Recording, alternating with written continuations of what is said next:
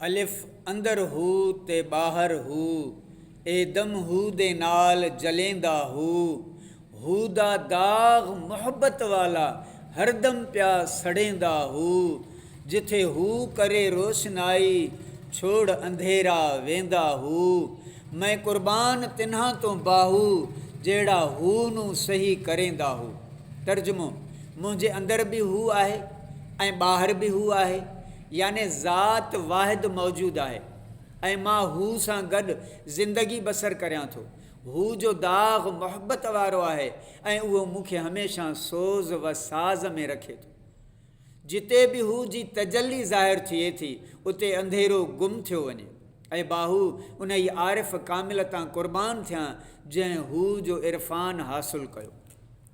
अल्लाह जो ज़िकिर, हू अल्लाह हू ज़िकिर कमाइण ऐं महिनत करण सां इहे शयूं मिलनि थियूं। अल्लाह जे तरफ़ बि अता थिए थी ऐं हुज़ूर नबी करीम सल्लल्लाहु अलैहि वसल्लम जे नज़रे करम सां बि महिरबानी थिए थी।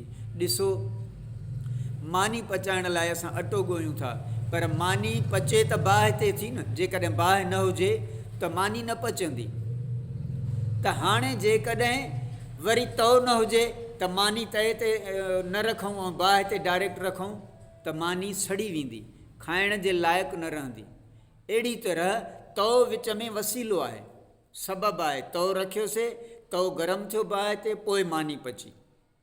त हाणे अहिड़ी तरीक़े सां मुर्शिद कामिल बि सबबु ऐं वसीलो आहे। ईअं माण्हू जेका इहा मिसाल ॾिनी आहे बुज़ुर्गनि, त ईअं माण्हू अलाह खे हासिलु नथो करे सघे, उनजो दीदार उनजे ज़िक्र खे नथो पचाए सघे जेसि ताईं कामिल मुर्शिद उहो ज़िक्र न कराए।